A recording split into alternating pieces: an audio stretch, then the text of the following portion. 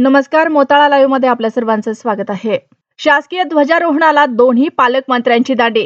बुलढाणा जिल्ह्यात एक सांगून दोन पालकमंत्री आहेत. त्यामध्ये एक तर राष्ट्रवादी काँग्रेसचे असलेले मकरंद पाटील हे बुलढाणा जिल्ह्याचे पालकमंत्री आहेत व त्यांना सहकार्य करण्यासाठी सहपालकमंत्री म्हणून भाजप संजय सावकारे हे सुद्धा आता त्यांच्या मदतीला आले आहेत.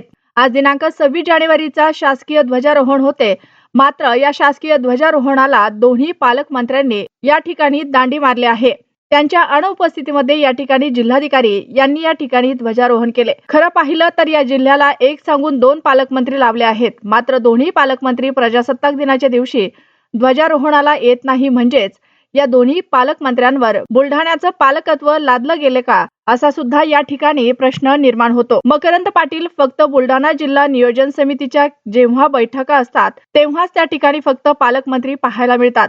खरं पाहिलं तर या ठिकाणी जिल्ह्याचे पालकत्व ज्याच्याकडे असतो तो जिल्ह्याच्या संपर्कात असतो. मात्र पालकमंत्री हे जिल्ह्याच्या संपर्कात काय फक्त बैठकीसाठीच या ठिकाणी उपस्थित राहतात का?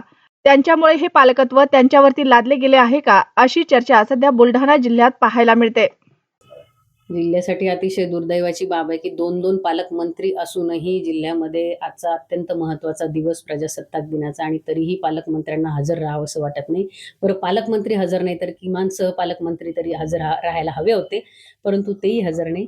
मुळातच जिल्ह्याच्या प्रश्नांबाबत, जिल्ह्याच्या विकासाबाबत हे सरकार गंभीर नाही आणि म्हणूनच कधी काळी यांनाच झेंडावंदन मंत्री अशी एक बिरुदावली मिळालेली होती. ते किमान झेंडावंदनला तरी यायचे, ध्वजारोहणाला तरी यायचे.